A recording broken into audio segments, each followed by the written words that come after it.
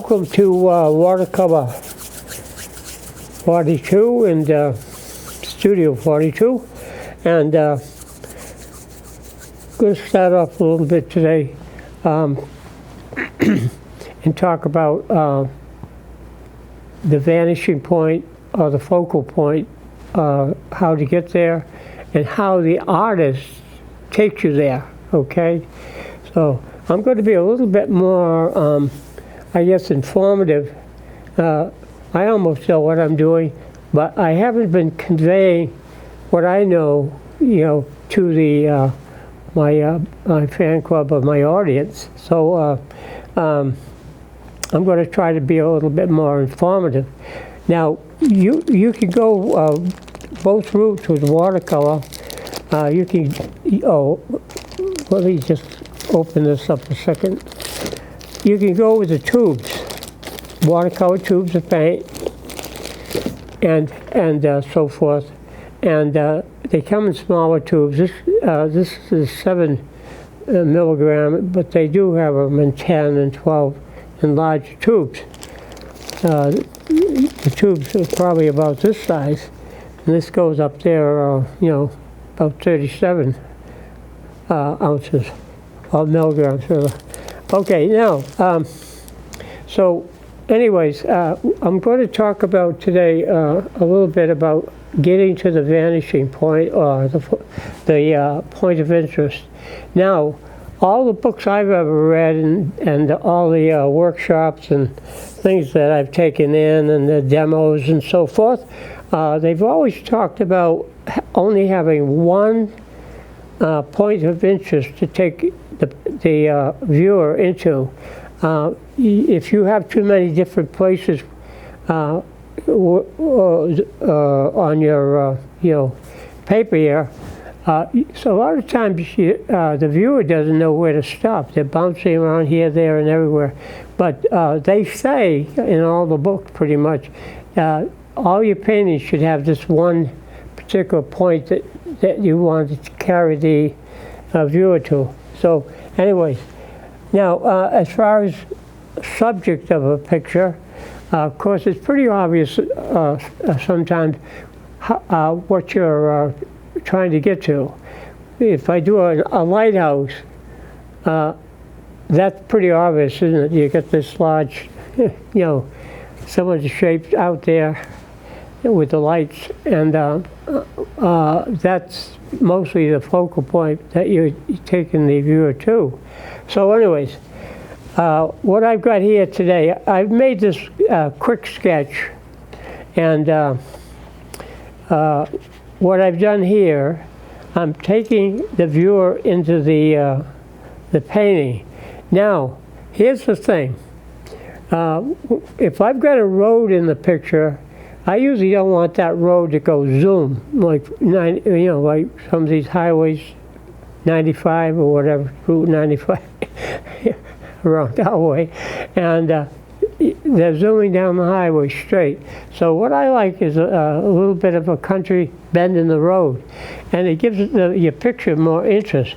Now, the subject obviously might be the tree, or it might be this building over here. But I feel that I probably should put more emphasis in the building and save the trees for another time when I'm doing a painting of just woodland, and with a variation of trees here and there and whatnot. But so I'm taking the viewer down the road here. Notice the branches are pointing towards the building, right? You've got the tree line back here that's bringing you down to the building. Even the clouds, when you do the clouds in the sky, they're kind of swooping down towards the building. So what the artist is trying to do is take everybody into the picture, even the picket fence. See, when you put the fence in, the fence is going up towards the building. So automatically you're bringing the viewer into your painting. And that's what all of this is about. A lot of times people wonder, they say, how come your painting seems to move? Well, it moves because I've got bent lines, I've got diagonal lines that are moving lines, usually vertical is up and down, and horizontal is back and forth. So what I'm trying to do here is to get some movement going with curved lines and diagonal lines. Sometimes a composition of a painting, I'm just going to flip over on the back here. I hope there's nothing back there. Oh, good. Sometimes you could go this route. You can take the person into a painting with a Z, a zigzag. Let's say Z. Okay, here we go. That's it. We're moving. We're going across. Here's the diagonal. And you're taking the person up into the painting. And that's a good spot to locate maybe a building or a lighthouse or whatever interest that you want to take them to. But that's one. Another one is the curve that brings you almost like an arrow over to where you want to go. Also, a curve in a path or a road or whatever it might be.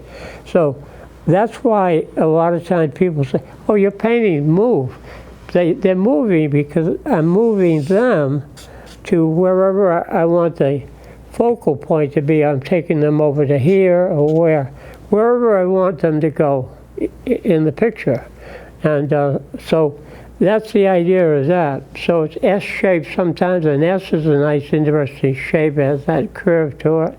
The letter L is very common, the L composition. You got sort of some flat land or open area in through here, but there's something that's over here that's vertical, up and down. Could be a part of a building, or it could be part of a tree. Could be trees over on this side of your painting. So when you look at a painting next time, see if you can find how the artist can take you into the painting. And I bet you 10 to 1 it's going to be a Z shape, a reverse Z if you will. A number 2 will do it. Those are things that the artist is trying to steer your eye into the painting. And so look for that. Most paintings have it. Now there's some paintings that are stacked. You've got your foreground, horizontal back and forth, you got your middle ground back and forth, you got your sky, okay? The sky can kind of move a little bit because of the cloud formations if you have clouds, okay? Now, so this is the idea, to get some movement going. And composition is just a matter of the composing a combination of lines and shapes and textures and color and so forth into a balanced pattern. A nice distribution of the things that we talked about, the ingredients that go into a painting, you know, line, shape, color, whatever, texture, and whatnot. So that's the idea of the whole thing. So this is the idea here. We want the building to be the focal point, okay? So we make sure the road goes up to the house, or the barn, or whatever it's going to be. The trees, branches are kind of pointing towards the barn. The landscape, the sky, the cloud formation, they're kind of moving. If you have a little picket fence, that kind of can carry to. You can have the little picket fence go take you right up to the building also. So those are the things to look for. So that's my little jaunt about instruction today, giving you some cues, some ideas as to how to go about your composition, how to set it up. The worst thing is when you put something smack in the middle. This side usually the same as that side a lot of times, and you got this telegraph pole, a huge tree that's splitting your whole paper right now. Okay, now moving on. Now I think I mentioned a little bit, maybe I didn't. A friend of mine named Tom Irving, I hope he doesn't mind me mentioning, he's not really a good buddy of mine, my paint pal, and he gave me this little set of watercolors. It's got about 24 colors there. Usually I don't have that many, I don't use that many. And then of course you got your tube paint. So you got your dry pan and you got your tubes for watercolor. And the thing with watercolor, it's water soluble. In other words, a lot of paints when they dry, acrylics and oil paint and all of that, they dry, but you can't reactivate the paint. Once it's dry, that's it. You either can paint over it or sandpaper it off somehow, or whatever you might do with it. But with watercolor, you can reactivate it and continue on. And you can paint over it. I got a tube of white, so I got plenty of white. If I make a mistake, goof up somewhere, I can touch it up. But you have to make sure that when you touch up, that you're not painting the white over a wet area, because what happens on the paper, those two colors will mix. You end up sort of a gray smudge instead of a whatever you're trying to cover there. So anyways, now, I use this for my sample.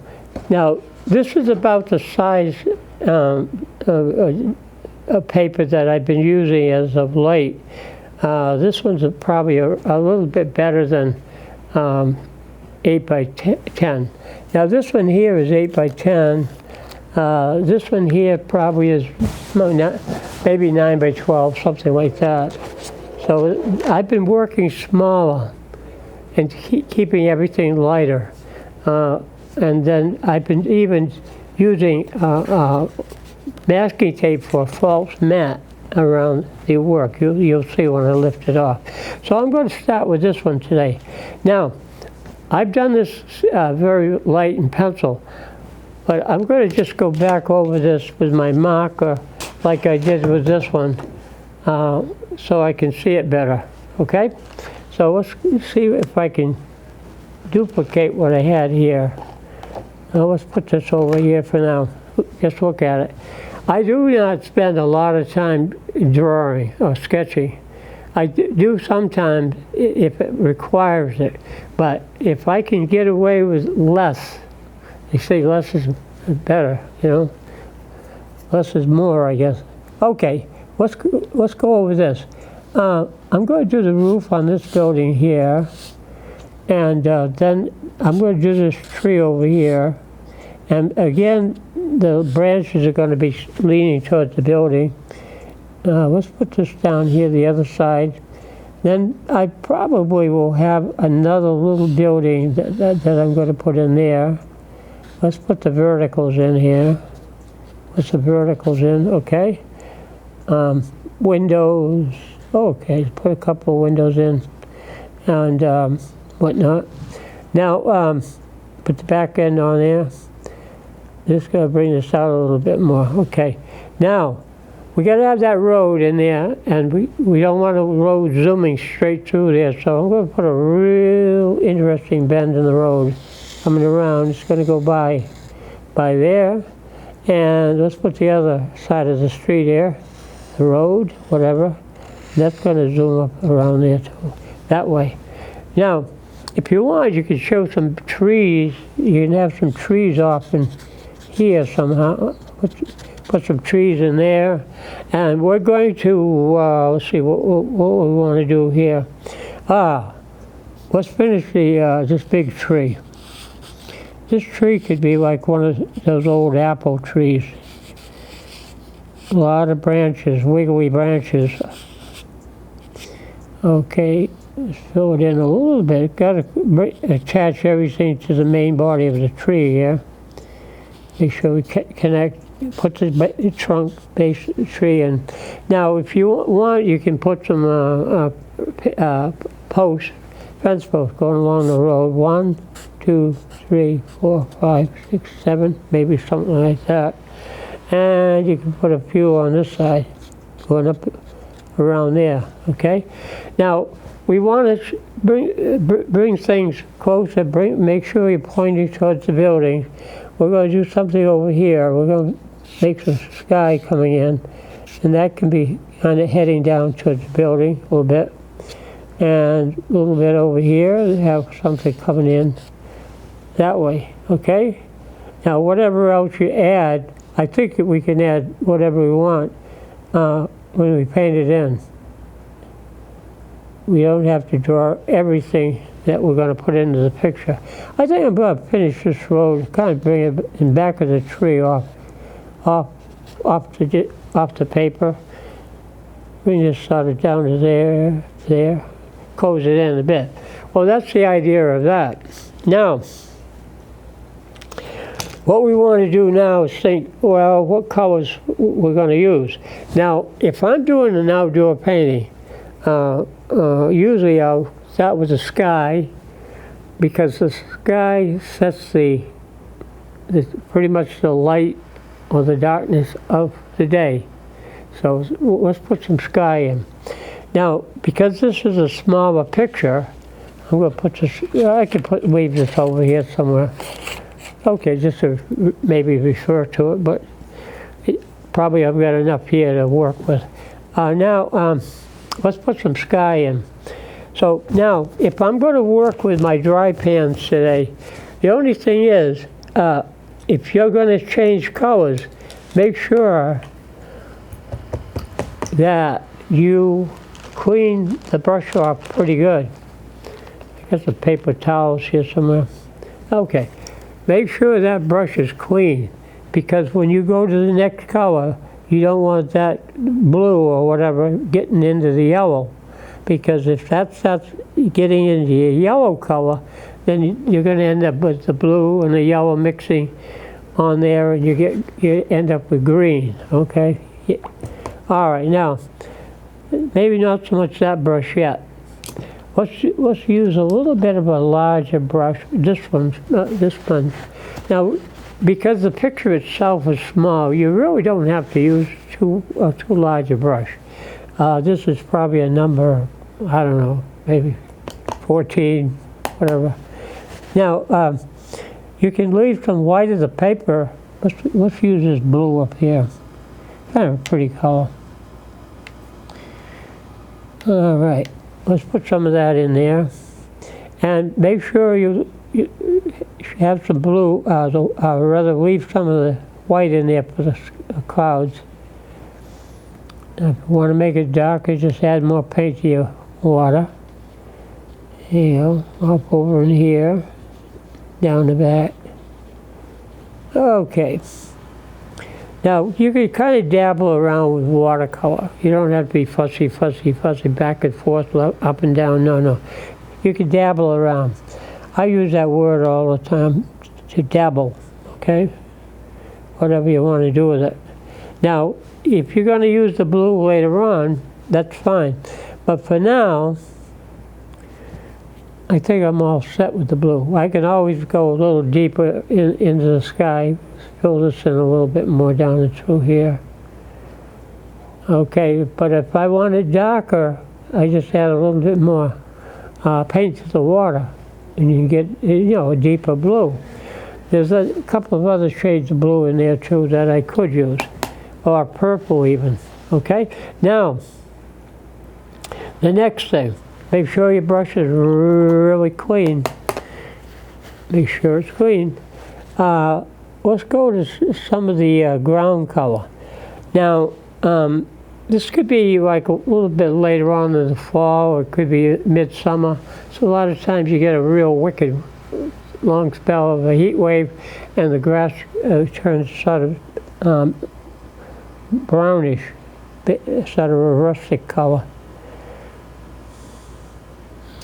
Let's put some brown in this color, just using this color.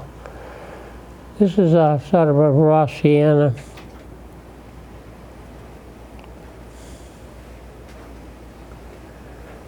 Okay, here we go. Now, let's put some that color over on this side. Something like that. Okay, all right. I'm going to go a little bit deeper with this other color here.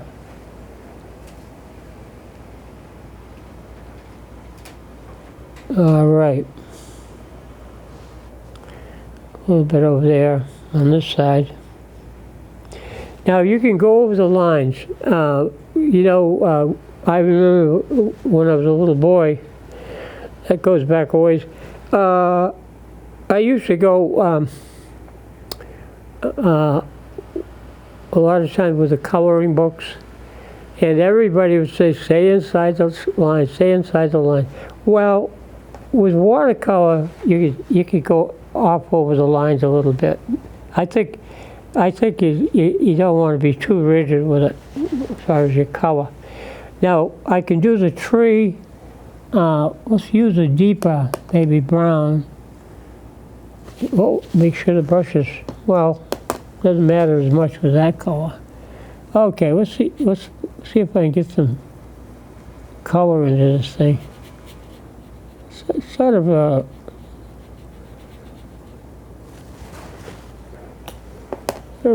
darker, deeper color. Now that's another thing with trees. The bark is various colors. In other words, you can make part of it lighter, and then it has a shady side. It has a shady side. Some of the branches go up into here, whatever.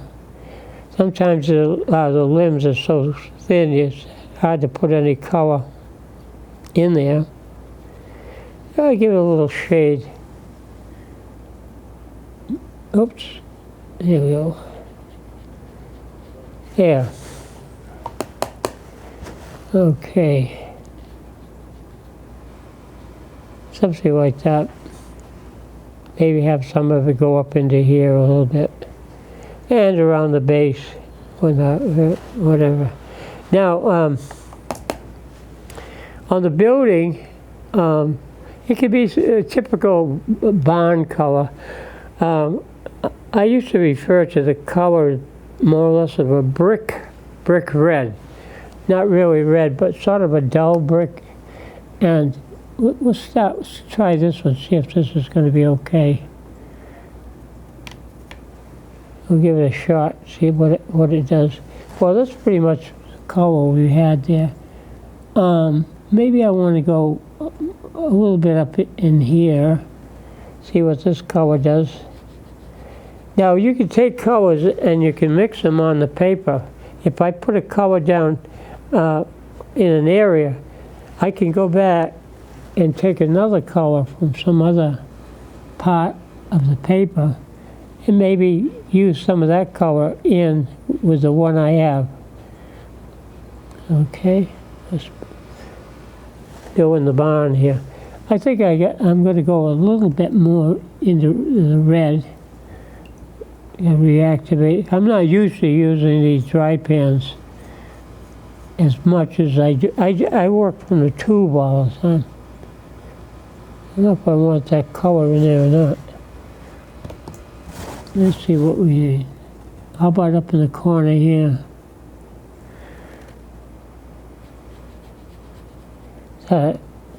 It's a deeper, sort of like oh,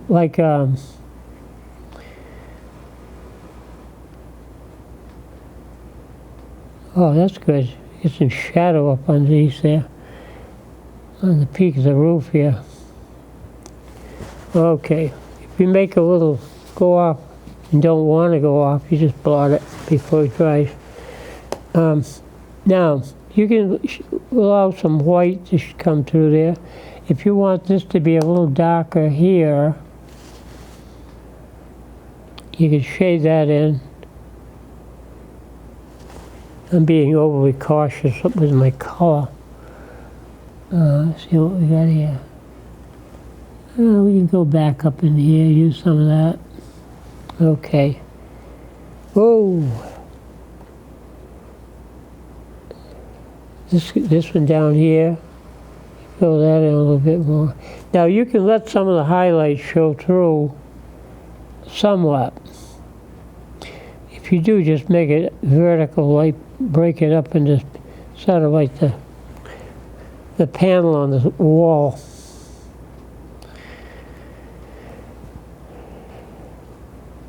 boarded in type of thing.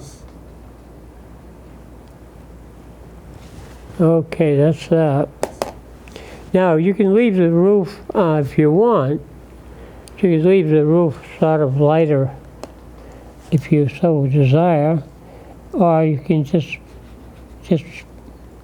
paint it in ever so light.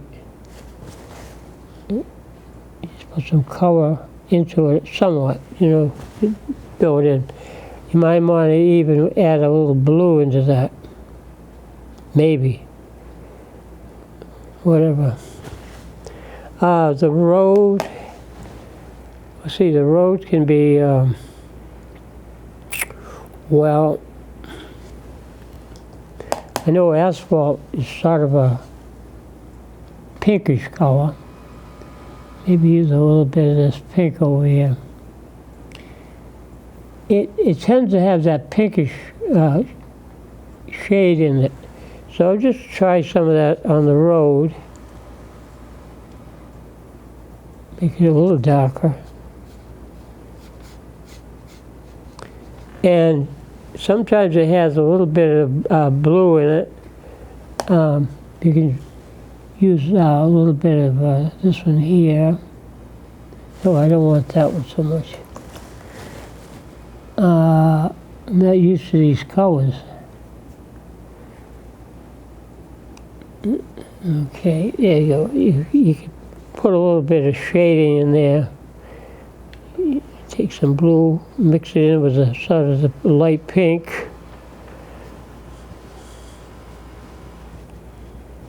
Okay. Now, anytime this gets a little bit heavy through here, you can just take your brush and just lift some of that out of there. Okay. Now, another thing we want to do, I'm just going to make sure my brush is clean here. I'm going to take some yellow. I'm going to put some of that in the background. And let's put some blue into that. This is called mixing on the surface. Let's turn it greener. Blue and yellow. Maybe we can get some green out of this somewhat. Okay, starting to turn. I'm mixing it on the surface. Now we're going to carry some of that color. We're going to take some of that over. Make sure my brush is clean when I go back to yellow. I'm going to put maybe some green off in here.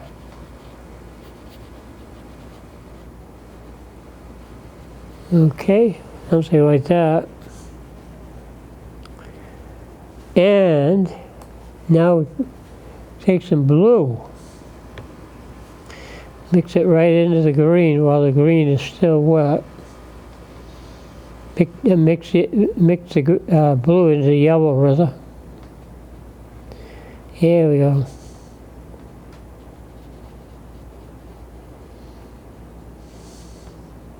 Okay, something like that. It's pretty color. If you want it to be a little deeper, just put back some blue. Get a deeper shade of green.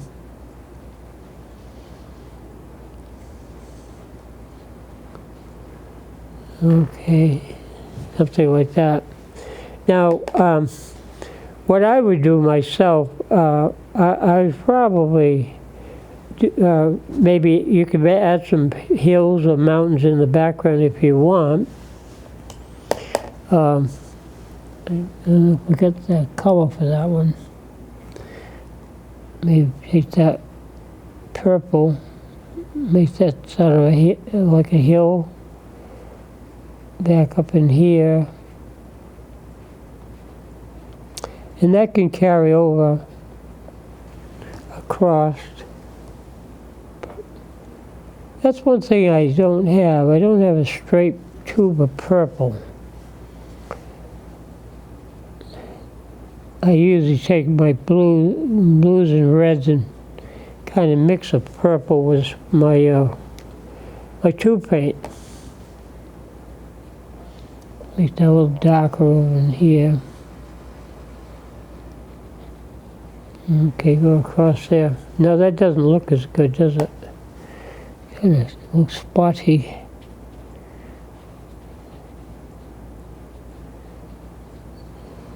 And clean some of that out of there. Go across. Now, if you feel that the road is a little bit too much white, this isn't a bad color to add in here on the road. It makes it sort of like a little grayish color.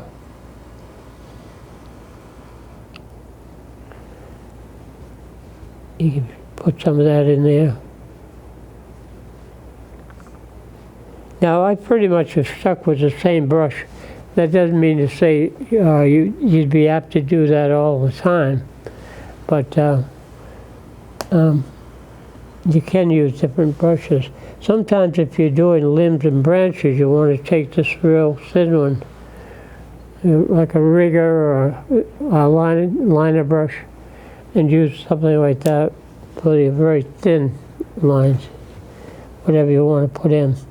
Now, if anything is a little bit too much dark, what I do, like I use the marker here, if you feel that line is too dark, let it dry.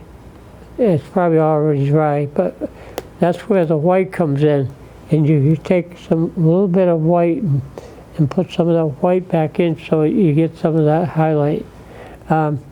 This could be darker right in there. Take some of the color we already have out here, and you can fill that in. And even the woodland probably is going to be a little bit darker around the base, because everything's going to be in the shadows back in here. Okay? Now, if your painting starts to get a little bit spotty, that's when we come back in and we can pick up some of that water, and let's use a cleaner towel. There we go. Okay. Just use a cleaner one, and you can always, before it dries, you can always spot it. So check it here and there. And when it dries out, if you want to lighten it up, you can still wet it, blot it, and take some of the color out. Or you can go just in reverse and make sure you put the color darker if you so desire. Now, I might let that just go. I'm going to paint just a little bit darker so that, excuse me, when I take the paint out, you can see more of a contrast.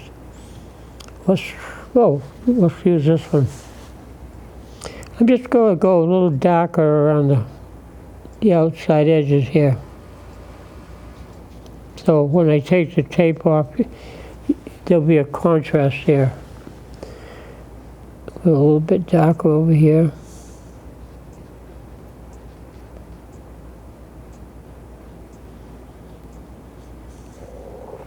Okay, that might be a little bit too heavy when I do it with the marker.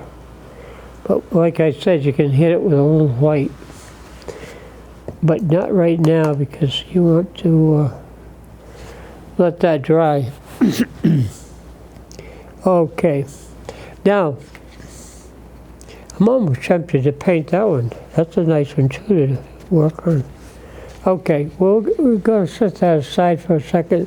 And sometimes when you cut your paper to fit the frame, you have leftovers. You have leftovers like this, little strips of paper. So what I do sometimes, I take some of my masking tape, and I just take the width of the tape. You can buy narrower tape. This is about 3/4 of an inch. And I put my friend's name, Tom, and somewhere here, I did a Ben, okay? And these two are just little pieces of tape randomly just dropped on and put into place. But you can have some fun with this, with some of your paint you may have left over, especially if you put it out on your, sometimes you have paint left on your palette. Well, rather than to waste the paint or the paper, these little strips of paper, you can make a bookmark out of them. So let's take my friend Tom, we'll paint him in and see what happens. And like I said, you can just use the paint you have left over. You can add a little bit more to it if you want. Okay, make that a little darker. All right. Make the whole thing darker. How's that?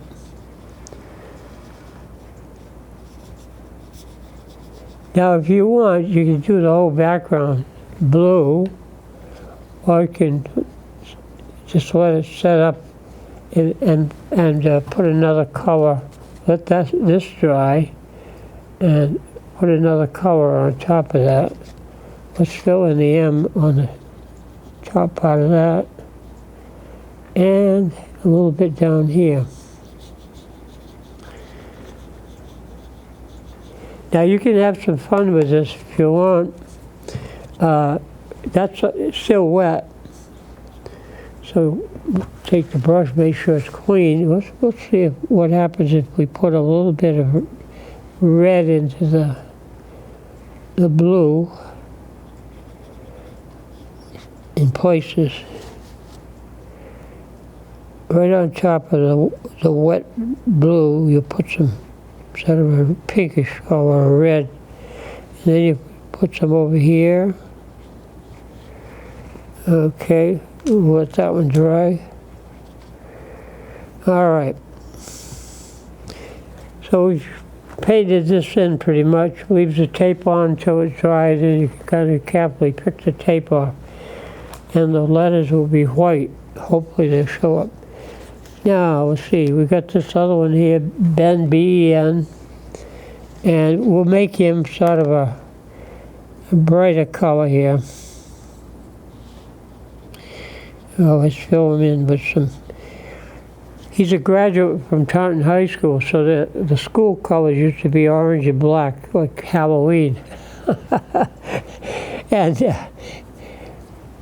they added some white into it, of course, so that the football players, originally they had orange helmets, and they looked like a bunch of pumpkins running around out there in the football field. So they, now I think their helmets are white. They've utilized white with the orange and black.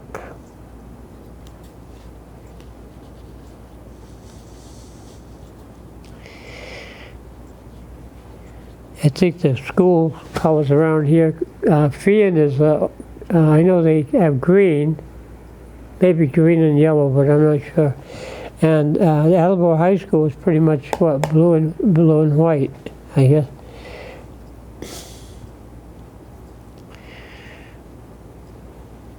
Okay, here we go.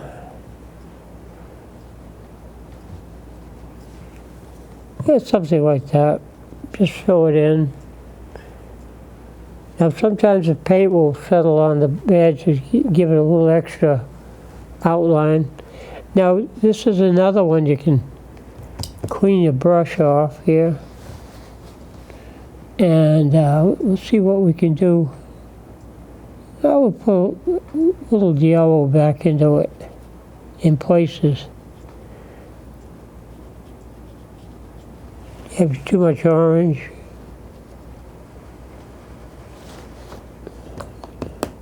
I have a tendency to want to just go back into that color.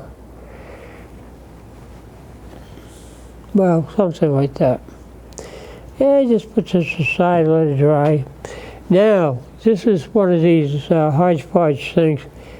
Just to make, it's not any particular name, although it looks like an A in there and an H and so forth. But it's not supposed to be any particular thing. Let's try this color. Ooh, that's pretty.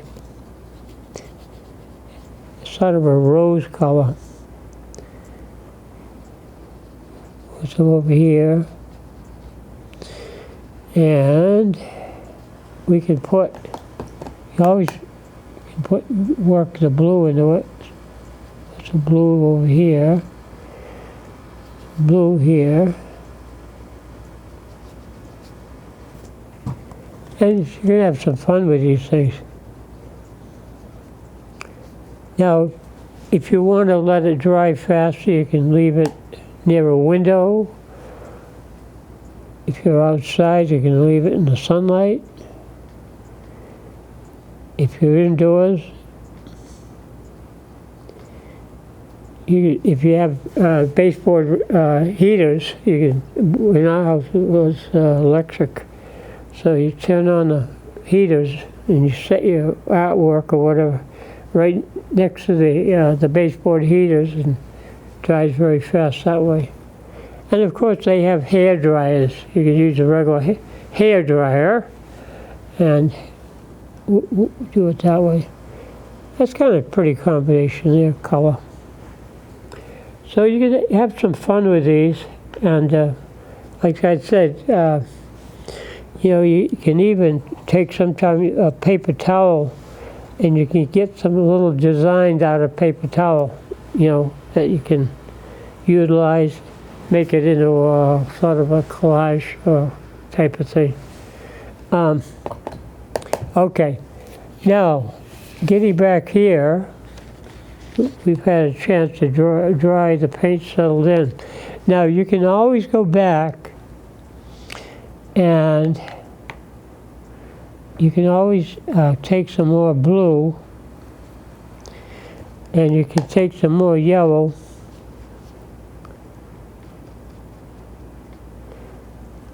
and make different shades of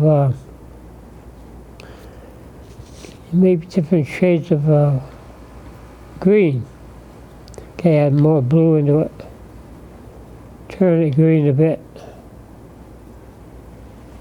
And you can always put more green into your painting.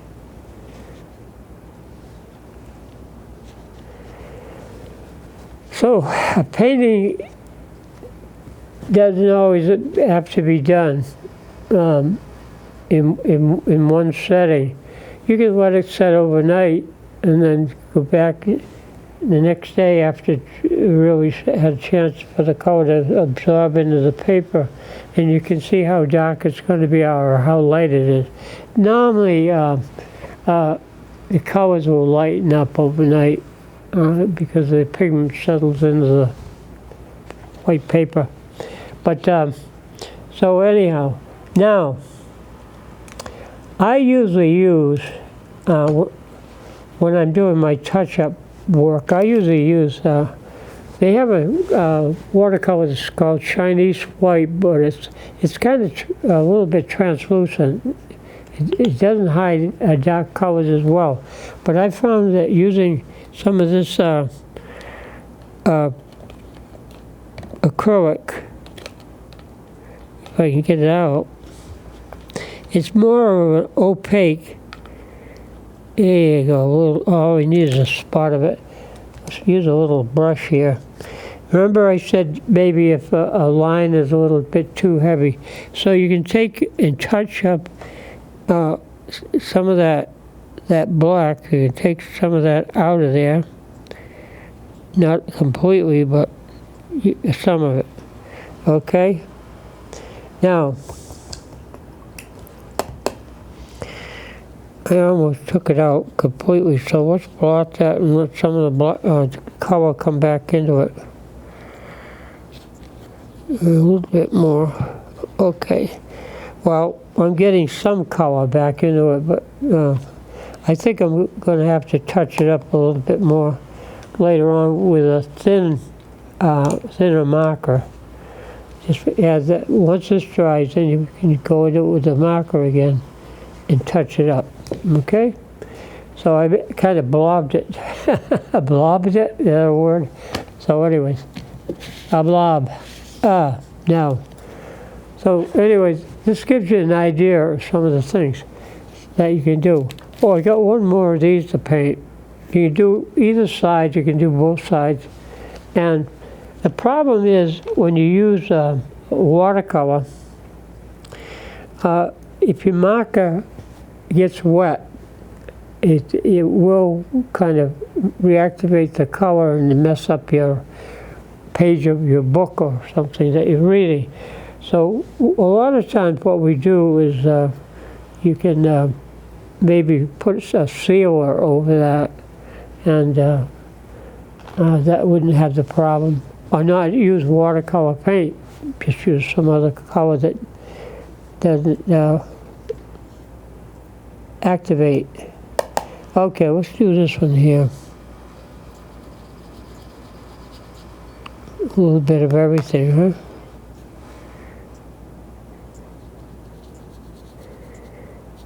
What I do is repeat the same color more than once. Doesn't have to be right next to it. Okay. Now sometimes if you do something spontaneously, you don't know what the end result's going to be, and sometimes it comes out, better than you anticipated. So that's what might happen here. Maybe. All right, let's try something else. Use this one. Whoops. So with dry pan, you do have to activate the color a little bit more.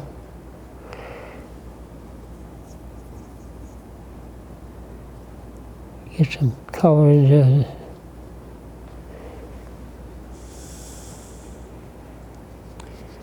Okay. Get the idea of that. Okay. So these, you kind of let these things dry out a bit. Now once they dry out, you can go back in if you want to put some more tape into it and just paint over that. And you can make a real interesting pattern, texture, color.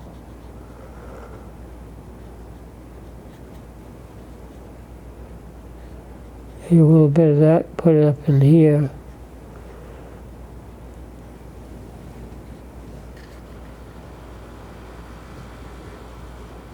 Okay.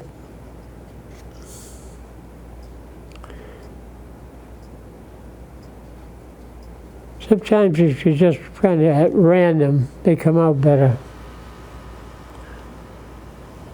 Okay. So anyhow, talked a little bit about it today, and what I emphasized today was talking about taking the eye to one particular point of interest or vanishing point, something the eye can settle in on. And usually it's pretty obvious. It could be a statue or maybe a bouquet of flowers or something, something about it that draws the eye to it, and whatnot. Lighthouses, very common. Covered bridges, things like that. You can, draw the eye to. Okay, so now what we have to do, make sure your brushes are all clean. Take a clean piece of towel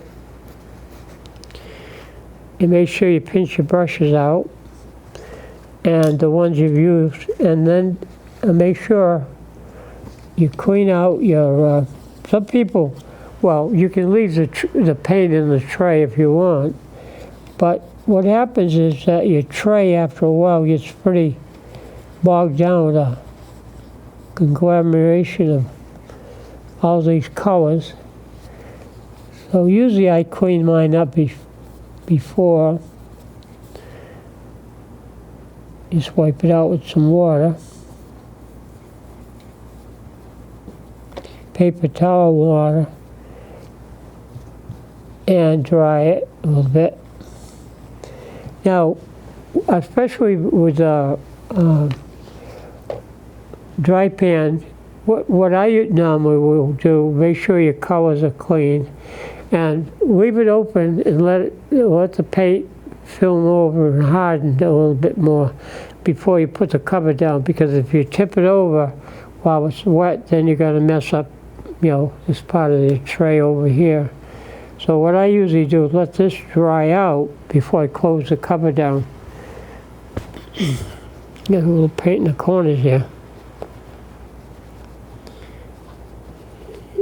Sometimes you have to take like a Q-tip. Or you can do it with a paper towel. Just make sure you put a little point on your towel to get up into those corners. Clean it right out. Okay, it's not bad. Yeah, leave the cover open. Let the paint dry out a little bit before you close the cover down. And of course, if you're using tube paint, a lot of times what you have to do is make sure you get the cap back on and make sure it's tight. Sometimes you don't get your cap right. The cap falls off and then the paint oozes out. You have a mess in the bag of color, okay? So you make sure you put that away. Oops. Cap down there, and all the messy little towels, if you're not going to use them again, they go in the wastebasket eventually. Okay, just keep them there. Now what I do when I'm home, of course you discover water and all that, I dump it down the sink. Be careful you don't dump it where they do the dishes and things. Probably down the toilet would be better. But then sometimes I put it back into the bottle. And you try not to spill anything.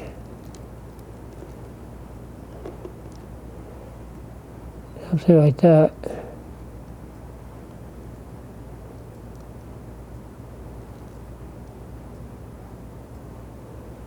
Okay, we're almost there. Okay, now if you get a little bit of water on the table,